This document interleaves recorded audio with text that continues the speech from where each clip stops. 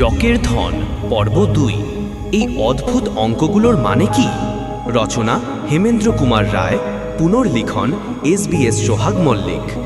আগের পর্বে যা ঘটেছিল, ঠাকুরদার রেখে যাওয়া সিন্দুক খুলে পাওয়া গেল এক মরার খুলি, যার গায়ে খোদাই করা ছিল রহস্যময় গাণিতিক সংকেত। করালিবাবুর আচরণে সন্দেহ জেগেছিল, আর সেই রাতেই কেউ চুরি করে নিয়ে যায় সেই বাক্স। আমার চোখের সামনে খুলির গায়ে অদ্ভুত অঙ্কগুলো যেন কথা বলতে শুরু করলো, কিন্তু সেগুলো মানে কি? এই পর্বে আমি সেই খুলি ভালো করে পরীক্ষা করলাম। প্রথমে মনে হলো এসব এলোমেলো রেখা, কিন্তু যতই খেয়াল করলাম ততই দেখতে পেলাম রেখাগুলোর মাঝে রয়েছে এক বিস্ময়কর ছন্দ।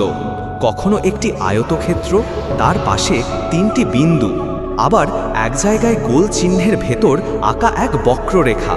না, এটা নিছক অলংকার নয়। আমি নিজেই নিজেকে বললাম, এ যেন কোনো মানচিত্র অথবা গুপ্ত কোড। তখনই মনে পড়ে গেল সেই পকেট বুকটি আমি ঘরের তাকের উপর রেখেছিলাম। আমি ছুটে গেলাম, খুলে ফেললাম সেই পকেট বই। মলাটে কোনো নাম নেই, কিন্তু ভেতরে প্রথম পাতায় লেখা এক অদ্ভুত বাক্য, চাবি যদি পাবে অক্ষরের মাঝে, তবে ধন মিলবে আগুনের পাশে। আমি স্তম্ভিত হয়ে তাকিয়ে রইলাম। এই কি তবে একটি ধাঁধা? এই বাক্য আর খুলির অঙ্ক, এই দুটি জিনিস কি একে অপরের পরিপূরক? আমি তৎক্ষণাৎ কাগজ কলম নিয়ে বসে গেলাম, খুলির রেখাগুলো হুবহু নকল করে নিলাম।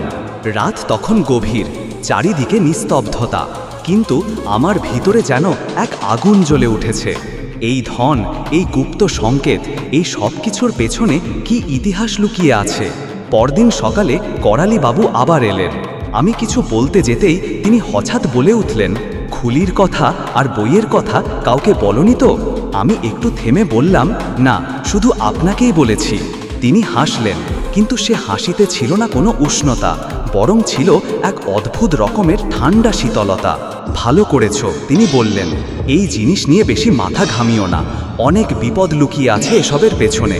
তারপর তিনি চলে গেলেন, কিন্তু তার চলে যাবার মুহূর্তে আমি স্পষ্ট দেখলাম তিনি তাকালেন আমার টেবিলের দিকে, যেখানে পকেট বুকটি অল্প একটু বেরিয়েছিল কাপড়ের নিচ থেকে।